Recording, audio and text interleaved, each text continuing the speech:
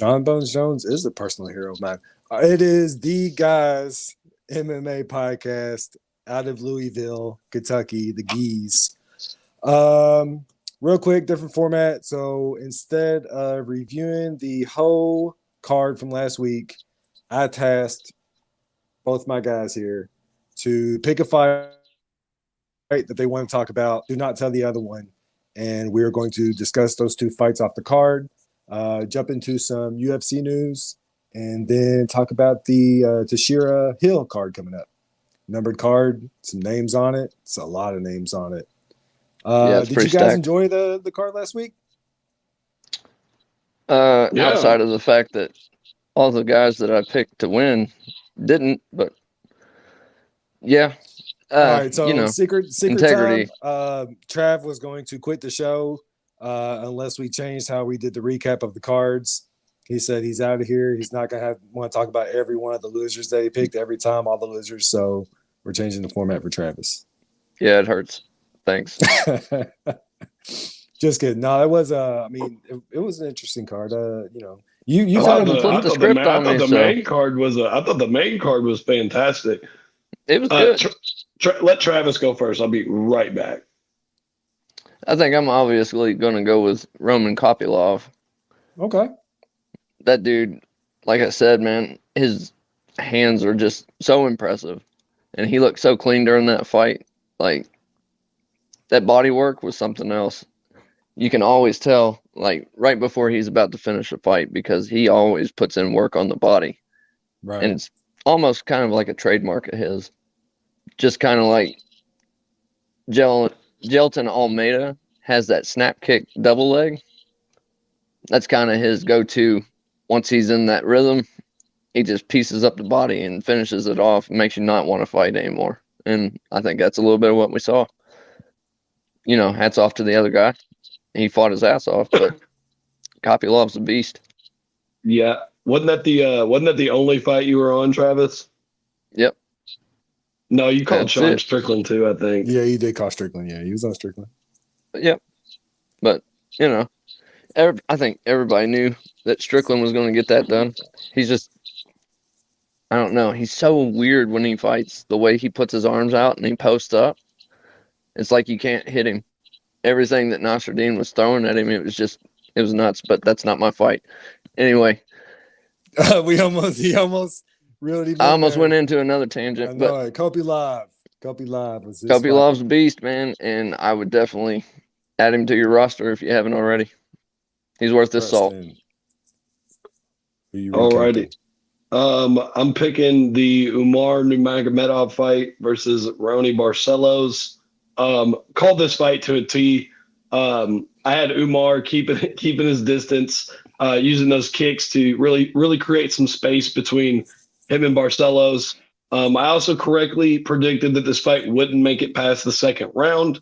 Didn't even make it past the first. Nurmagomedov got that finish.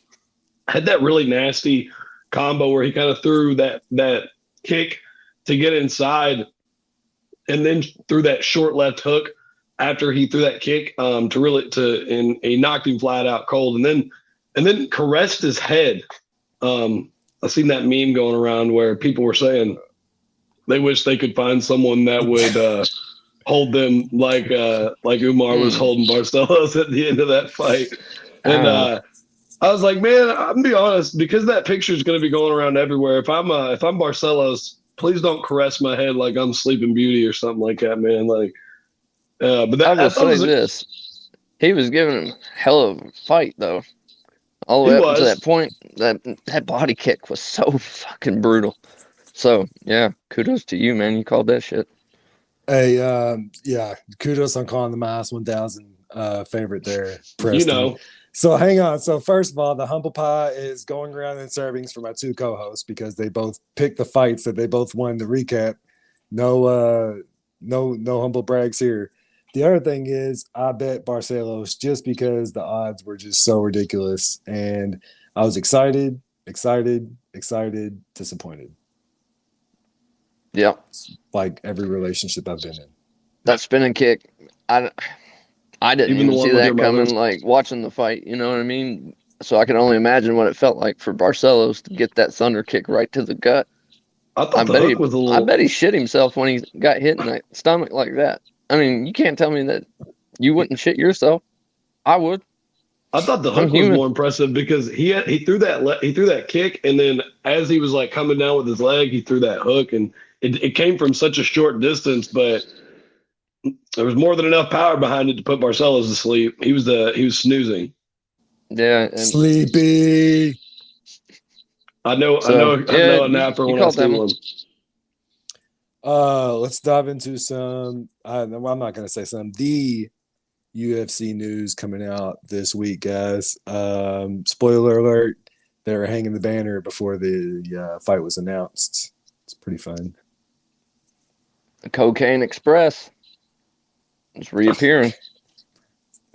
That's the best you can say about this fight, man. It's a pretty exciting fight. No, dude. Like, I'm actually really excited for it because of all this fucking hype. At least we finally have a confirmation that there is a fight, and let's see if he can stay healthy long enough to get to it, and nothing crazy or out of the way happens.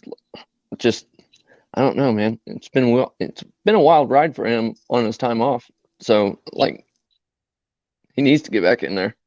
Very quickly, though, I would like to address, because it's not just that John Jones is coming back. It's also the drama that ensued with the Francis Ngannou situation. And, a lot of people are trying to say whether this was a good or a bad move. I think this is more of a lateral move for the UFC as far as they're losing Francis Ngannou, but they're getting John Jones. And from what I've been seeing, essentially they're paying John Jones the kind of money that they were going to be paying Francis anyways. I think he turned his nose up at. That's important to note too. Well, the thing is too, though, that I think Francis makes a good point where, he asked for a couple different things that we knew he wasn't going to get, like healthcare for the fighters and stuff like that. We know they're not going to give that to him, not until all the fighters will just simply boycott fighting. But at the same time, he's looking at it from a business standpoint where John Jones is coming back, Cyril Gane's stepping up, the heavyweight division's only getting deeper. He's going to make more money fighting PFL, One Championship, one of these other, at least lesser known leagues, and he's going to do it to probably fight lesser talent as well. So I think he looked at it as sort of a business decision where he's like, look, my stock is not worth any more than it is right now. So while I'm worth the most I'm going to be worth, why not take a step away from the UFC? And I think that's why they were so willing to just write off his contract and say, you know what, it's fine. You go make that money that we know you can make. But the UFC, it's not worth that money to them because they have other guys that are ready to step in. And the only regret that I have in this situation is that it went on for so long and that they didn't come to this decision a lot earlier on, because we put the heavyweight division on hold. And, we were rumored to get John Jones and Stipe Miocic at the last card in December last year, and we didn't get it because of the whole Ngannou situation. Nobody knew what he was going to be doing. So I'm interested to see the heavyweight division move on from this. I think that you'll probably see Francis' stock dip down a little bit. I don't think a lot of the casual fans will be venturing off to PFL or One or any of these other divisions or any of these other piggyback leagues. off that. That's exactly my point. I think the UFC has an ace up their sleeve as far as letting him go, because obviously he's going to make more money wherever he goes, because everybody knows that's his main gripe with the UFC. But does this hurt his stock fighting weaker opponents of lesser value? Because we're talking about a fight league that's essentially under Bellator. Like, Bellator is not bad. They've got some up-and-comers. Like Michael Chandler came from there. I think he's one of the main successful crossover stories from Bellator to UFC. But I think they know that long-term, in order for his stock to go back up, he's going to have to come back and fight top-caliber guys in order to be relevant. Well, he's old now, so I think most of it's just about the money for him at the twilight of his career. Like, he's, 33, 34? Yeah. So I think he's just trying to get as much money in his pocket before he retires.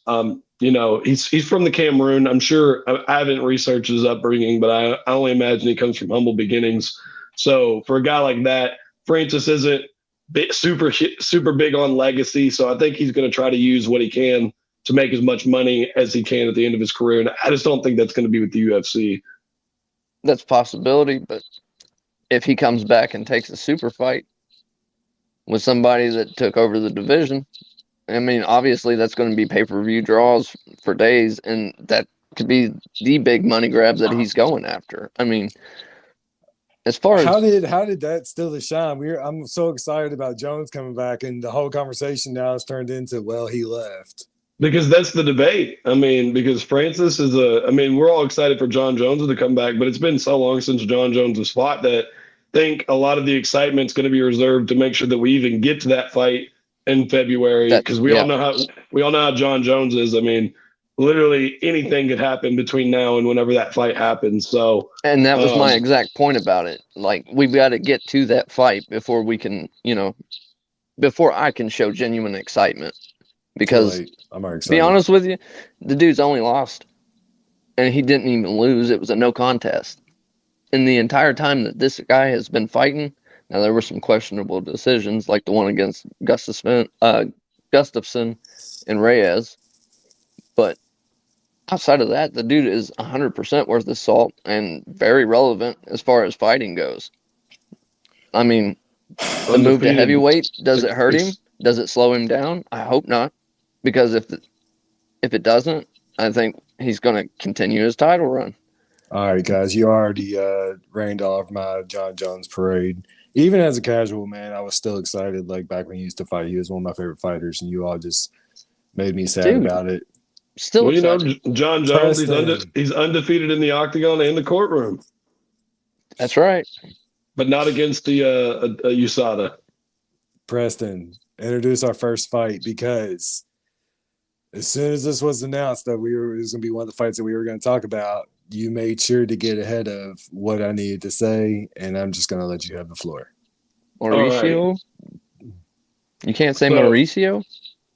Well, so it's not Mauricio. It is Mauricio, but it's not Mauricio. So we've got Mauricio Shogun Rua versus Ihor Potieria, I believe is my best pronunciation of that. We're going to call him Ihor. So we all, if you don't know Shogun's a legend of the sport. Shogun made his debut all the way back in 2002. He's fought in Pride. He's been there since some of the earliest days in the UFC. He was the light heavyweight champ all the way back when John Jones won it the first time. So he's announced this is going to be his last fight. And that kind of leads me into where my predictions on this fight lie. I think he's probably a couple years past where he should be. And for that reason, I'm going Ihor here. I believe he's going to win just based on youth alone. He's 26 years old, so he's a lot younger than Shogun. I think he's going to have the energy to finish this fight. Now, it's not to say that Shogun's not going to leave it all out there. Obviously, Shogun's a showstopper. He's got knockout power, even in his older age. But I'm picking Ihor on this one just based on the youth angle alone. Yeah, to say he was a little bit past, he was a little bit past about 5 years ago. Honestly, I mean, he got started so early, and that's all he's done all of his entire life. And as the years have progressed, in his later part of his career, he is a notoriously bad gas tank, one. And two, he's got a glass chin. Just like a little bit of effort, and I could see Ihor getting a knockout if he doesn't wear him out on the feet, It's not to say that Shogun couldn't pull out one of those dope-ass knees or tear his legs up like he used to. It's not saying that he can't, but this late in his career, I just don't see that happening. So I've got Ihor on this one. We have a consensus, guys. That's interesting. It's not every day we have a consensus side on it. Well, he is minus 220, but nevertheless, that's pretty exciting. I'm happy about it. Good job, guys. I'd like to see Shogun win. I'm rooting for Shogun to win. Sure. but just everything about this fight tells me it's probably not going to happen. It's another Edgar fight, man. And I'd rather not see him take the damage like Chuck Liddell and all the other greats that just too stubborn to quit, you know. But I understand going out on your shield as well. So my hat's off to him. Thanks for everything, Shogun. And we'll watch it. See how it plays out. I'll give him one of Next your fight. famous eulogies. Yep. It's a pre-eulogy. The I'm giving him pre-eulogy. pre-eulogy. Next fight, Preston. I liked how you announced that, bro. We might have you just start announcing every fight, man, because you said it like with yeah. Rock Want me on, to go next for it? fight. Yeah. All right. So we've got Paul Bear Jew Craig versus Johnny Walker. No, don't reach for your liquor cabinet. It's the Brazilian fighter. I'll let Travis lead off with this one. You might have better luck reaching for your liquor cabinet than Johnny Walker does have winning this fight. I hate the guy. I don't like him. After he was hurt himself celebrating, I thought he deserved that because of how stupid it was. Like, you're almost 30 years old, bro, and you're doing the worm in the middle of the fucking octagon. Have some class. You deserve that. Now, that being said, I like the Bear Jew in this one. I think he's got some nasty mitts for this guy. I think he takes his head off.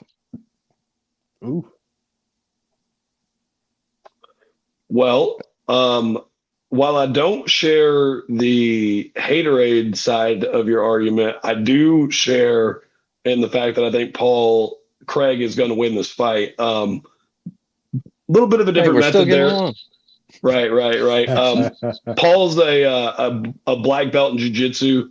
13 of his 16 wins coming by submission. Johnny's not going to have – I mean, Johnny's worked on his takedown defense, and that's going to be the key to this fight is Johnny going to be able to defend those takedowns and keep Paul off of him and defend against the submission? I believe Johnny's a brown belt in jiu-jitsu, so it's not like he's a slouch either on the ground. You know, he's going to be able to competently defend most of what Paul's going to be able to bring to the table. But Paul having that black belt expertise, there's going to be different things that he's going to be able to show Johnny that he's probably not seen. So I think because of Paul's ability to initiate that, you could see him get a striking victory here. But I believe it's going to come on the ground, likely in the the third round. In that last round, I think he's going to wear Johnny out and take him out in that last round. Let me clear up what I meant by taking his head off. I hope he either pops it off with a guillotine, rear naked, whatever, breaks the joint. By all means, give him another injury that he can celebrate about. I personally, I'd never liked Johnny Walker, and I just don't think that he has what it takes to remain in the UFC. And I think that if he loses this fight, he's already punched his ticket on his losses as far as the UFC allows. You already know that Dana White's notorious. You're not winning, you're not staying. So I think he needs a W in this column if he's going to stay in the UFC. But like I said, I see the Bear Jew ending that for him and clearing up any confusion as far as his future career with the UFC goes. Hot take. Okay. It's not even hot take. It's a hate take. Hate take. Genuine. Put on that hater and announce our next one, man. I like just sitting back and listening to you guys and chilling, man. And also, I'm very aware that my Wi-Fi is jacked up. I'm doing my best to not talk this episode now until it gets figured out. I think it got figured out, but we're gonna keep going. Preston, introduce our next fight, man. Whatever, I hope. Next up, we've got Lauren Murphy versus Jessica Andrade. Man, this fight, this is going to be a really good fight here. Lauren Murphy's got 8 of her 16 wins by knockout. So she got power at that division. So we know that she's going to be able to bring it standing up. And if she's connecting on some of these punches, we know that she's going to be able to finish the fight. Of course, we know Jessica Andrade beat my vote for the best MMA fighter of all time, Amanda Nunes. Of course, she did lose that second fight. However, we know that Jessica's more than capable of taking this fight different routes. And I think that she's just got a chin too for that division that you don't find a lot around there. I mean, she was taking some heavy shots from Amanda in both of those fights and still wasn't going down. I think what's going to be yet again interesting here is to see whether Jessica's going to want to open up that wrestling game or not. Really take it grappling a lot, which I think you may see. I think Jessica's probably going to grapple more here, keep it standing up, and try to grind her out against the cage, just to open up that striking a little bit.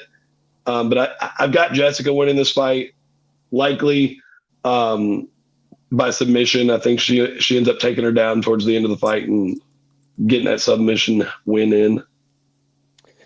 Well, like you said, I mean, there's nothing else to expect from Andrade except for hands. Hands, hands, hands. And I think that she tries to get it done with her hands, but in what was it, one of her last two fights, she put somebody out standing up against the cage. Arm triangle. She don't even have to go to the mat to fucking put you out. She's a beast. Now, the only thing that concerns me about that is Lauren Murphy's reach. She's got a considerable reach. Jessica Andrade is noticeably, no offense, of the shorter variety. So, T-Rex I arms? think she... Do I? T-Rex arms? Yeah. Take my strong hand. But we've seen what those T-Rex arms can do, just like what Ige did last weekend. I told you, he lands that T-Rex hook, it's over. And that's exactly what he did. He bashed him with that left hook, put his lights out. Andrade has the same kind of power in both hands. Doesn't matter. It can be an off-center punch that clips you, or it can be a full-force overhand right like she loves to throw. Uppercut, dirty boxing. It doesn't matter. She's comfortable everywhere on the feet, and I love watching her fight. This is one woman fight I am so excited to see, and I think she comes out with either a KO or a submission. Hey, so it definitely had to pain Preston to have to talk about that fight and lead off with it. Also, I'm disappointed that nobody brought up T-Rex in their recap. Neither one of you guys. Both you guys chose to recap the fight that you all called dead on, and T-Rex wasn't brought back up. I took a bite of humble pie at the beginning. I hear you. I didn't want to keep eating the whole fucking thing. I hear you. That was the one fight I got wrong, so I was, avoiding that one like the plague. But dude, you know, like we were talking about in the preview of the fight, like I said, he lands that T-Rex left hook. That's his signature punch. Like, he puts lights out with that. So, just like Mike Tyson, he fucking landed it. Bam. Go to sleep. So, you guys are pretty competitive in nature, even though you are co-hosts, and we've talked off air. Everybody gets along, everybody likes each other, but there's just such a level of competition between you guys. I'm eating it up. So I'm good as the producer and as the person who promotes the show the most. I'm going to take advantage of that. Travis, I want you to announce the next fight coming up and lead off with it. Do you have it in order? Are you talking about Gilbert Burns versus Neil Magny? Go for it. Now, give me your best announcement counter to Preston's announcement. Gilbert Burns and Mr. Neil Magny. Okay. Next fight we got Burns versus Magny. Travis, take it away. That sucked. Well, nobody can be as good as Preston is. John Anik Jr. over there. Burns versus Magny. Burns versus Magny. This is going to be a crazy fight, obviously. And we'll save that for later. But nonetheless, I love this fight. We already know what we get with Gilbert Burns as far as stand-up goes. This dude's here to bang, and he's very good at it.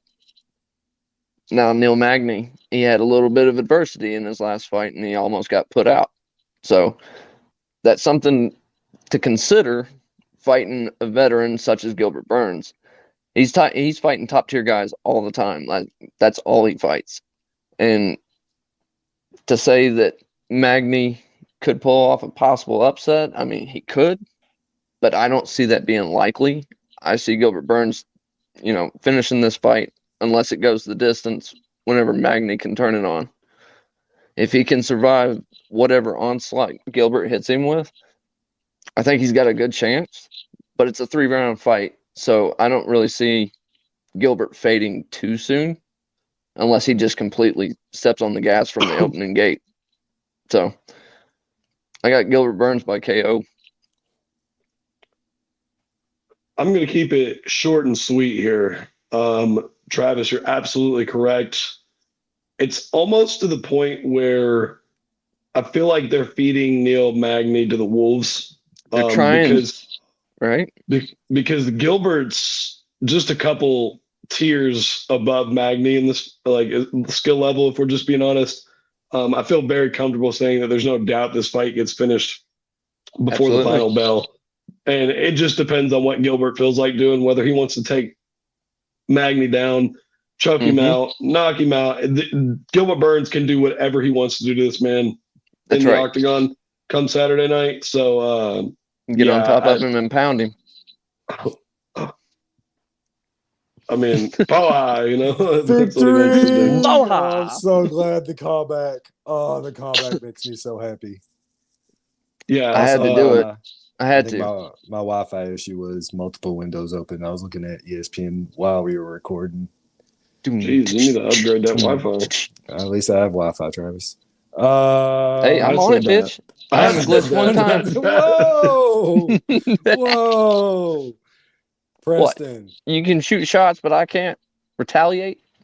Oh, I didn't call you a bitch. That was kind of mean. I'm sorry. I did not mean to call you a bitch. Thanks. Preston. Alrighty. Up next, we've got Devizin Figueiredo versus Brandon Moreno. Not Morano. Moreno. Moreno. Moreno? Man, what is there to say about this fight that hasn't been said quite literally 4 times already? It's the first quad trilogy. If that's even a thing. Quadrilogy? Quadrology? I don't even know what you call it. That's going in the title. It's quadrology.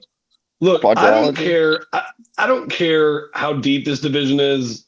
Whatever happens in this fight, this has to be the last time this fight happens, right? Because, I mean, at this point, that division's getting so boring and so drawn out. Like, you can't make the division exciting just by having the two guys that – and they are an exciting fight, but it just gets boring seeing that title come up at the same time. It's the reason they're not going to be headlining their own card, because they've tried to sell this fight 4 times already. Now, from an analytical perspective, you really you got to look at. I mean, we have plenty of fight time between these guys to look at here. Apart from getting that submission victory, and Brandon did do a good job in that second fight, you can kind of look at this as Figueiredo's 2-1 in the 3 fights, because in that first fight that got called a draw, Figueiredo got a point deducted from him in the 3rd round. So really, had that point not been deducted, we would be seeing it be 2-1 for Figueiredo.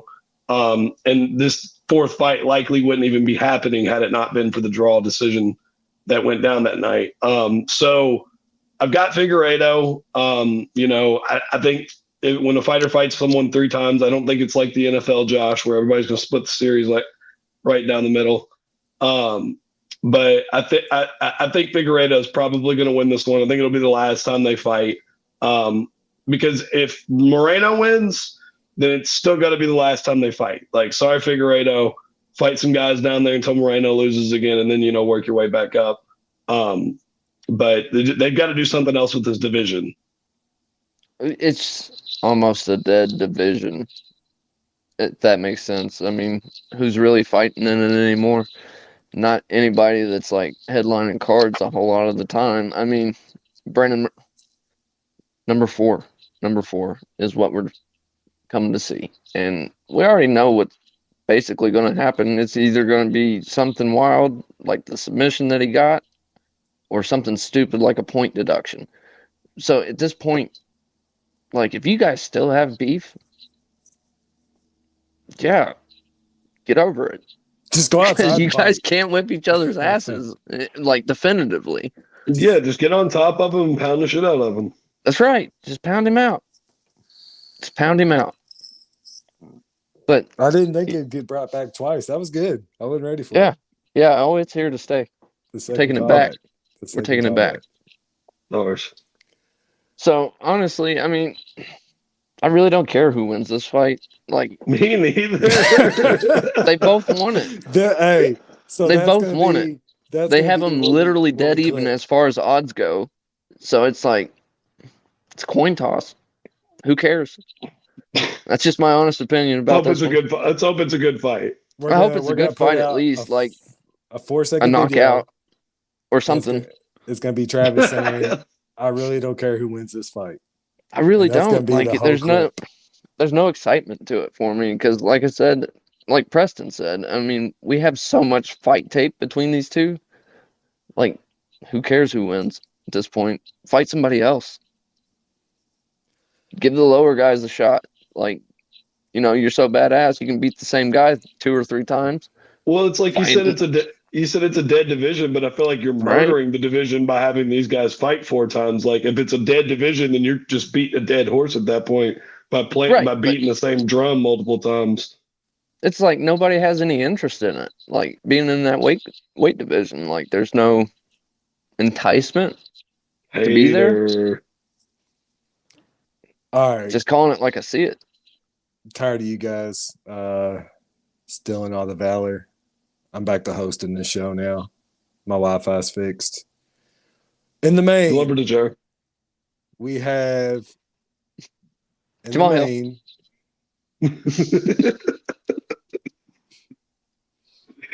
We have Anyway, Teixeira first- versus Hill. All right. Go for it. I'm done. You're up, Preston. So Glover Teixeira versus Jamal Hill. What a weird fight. Am I wrong? Absolutely. Like how did we get here? That's what I want to know. Like where along the way, if you'd have told me 5 days ago, we would be seeing Jamal Hill fight Glover Teixeira for the vacant light heavyweight title, I would have been baffled. The Yuri Prohaska injury has really thrown things off, and this was the fight that almost wasn't. We got here specifically because the UFC rigged it that way, and wanted the decisions to fall the way that they did to lead into this tonight because they put them. I mean, and to be fair, they put themselves in a situation that didn't make much sense anyways with that last fight of the year last They year. leaked that one before the other fight was even done.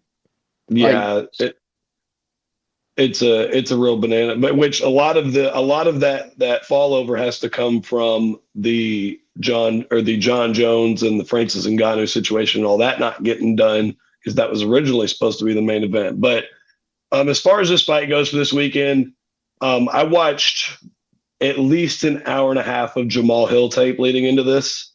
Oh wow! And yeah, I think Jamal Hill wins this fight. And a lot of that has to do with age. Glover's older. I think regardless of win or loss, I think this is Glover's last fight. So if you want to take the UFC's rigged angle and run with it, then they stand to not really gain anything from having Glover win this fight. But yeah, I mean, I just think Jamal's tough, man. He's got a good chin. He fights kind of like Nate Diaz fights, at least with his striking. He's real kind of dirty boxer, getting in there. He'll take a couple shots just to get a counter hook in there and whatnot. He's got really good leg kicks. So I kind of see it being a long, kind of rangy, grinding fight where there might get some grappling in there. I think as long as he can keep Glover off of him and stay away from the submissions, I think Jamal can wear him out through 3 or 4 rounds and take a TKO victory sometime in the championship rounds in the 4th or 5th round. Well, we're talking about a guy that's spent his entire life for this moment, and it got taken away, and then the guy that took it away got injured and has completely fucked everything up. Love Prohaska. Didn't want to see him get hurt, obviously. Like, I wanted to see this rematch between Teixeira and Prohaska, not Teixeira versus Hill. I don't think, in my opinion, that he's ready for that kind of a fight. Him being the younger guy, obviously, I would give a slight advantage to him over that as far as that's concerned, but it's the same argument I always have with the age gap. It's age versus experience. And I think Glover Teixeira has a lot of tools to deal with young buck, so to speak. And I think if Teixeira's smart about it, he doesn't try to be proud and stand on his feet. I think he goes to the ground and tries to make light work of him, because the dude, if he gets on top of you, I mean, it's hard to get out from under him, because he just gives you that caress. He gets on top and he pounds it. Yeah, pounding it. We're He going is a all the big way man. to Pound Town with this guy. It's 3 times And- now we brought that back. Shout out. Yeah, that's triple word score. So, personally, I think Teixeira's got the hands to either A, knock him out, or submit him. But I don't think he has the gas tank to outlast him. But that being said, we also know that he turns it on in the 5th round. If he gets to a 5th round, that's when he comes alive. So I think this is a real tough fight for the junior. Not saying that he's not able to compete with him. Like I said, I think his gas tank's a little bit better than Teixeira's, obviously. But I think Teixeira's hooks, like, he clips you with it, that's lights out. That being said, I know. I'm sorry. I thought, my bad. oh, no, I'm just saying I'm kind of leaning Teixeira on this one. Preston, you when we originally started doing the podcast, the videos, you leaned the young guys. Do you still feel that way, or? Oh yeah, Jamal Hill wins this fight. Do you lean towards the young guys? Hmm? Take your shirt off, Chris. Mm-hmm. Oh All god. right. Is anybody prepared with their snap, tap, or nap? Yep. Preston? You want it? Yes. Oh wow. All right. Let's go, Preston. Snap, tap, or nap. All right, snap. And I was waiting for this because I was going to get to rub it in your face, Josh. We've got Lauren Murphy versus Jessica Andrade. It's going to be fight of the night. Those ladies are going to bring it, and it's going to be an exciting, awesome matchup to watch. And if you miss it, that's on you because you're missing the best fight of the card. Is this like one of those situations where you're like, I'm not racist, I have a black friend? Oh, I do, but no. All right. Did we go there?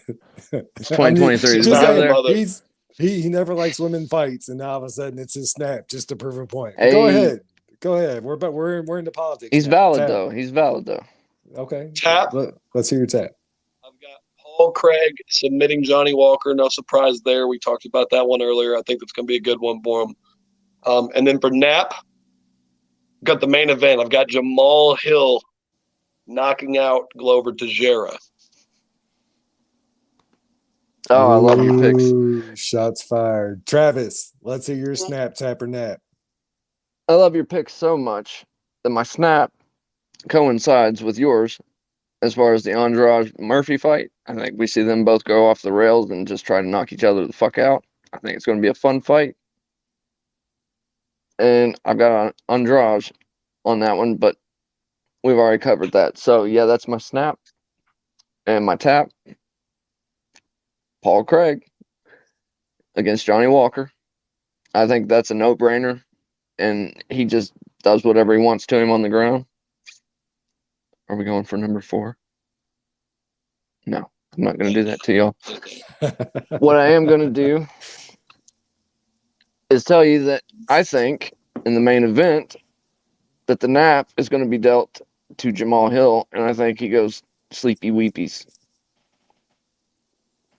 We were together all the way till the end. You two are on the exact polar, not only the opposite sides of the fights, but like way, way, way on the other ends of the spectrum. Travis. I've been wrong before too, but yeah. Oh, we both have. We've proved that, but we've also proved that we know what we're talking about at the same time. So at least it all comes down to fight night. We'll see who wants it more. An Ihor consensus.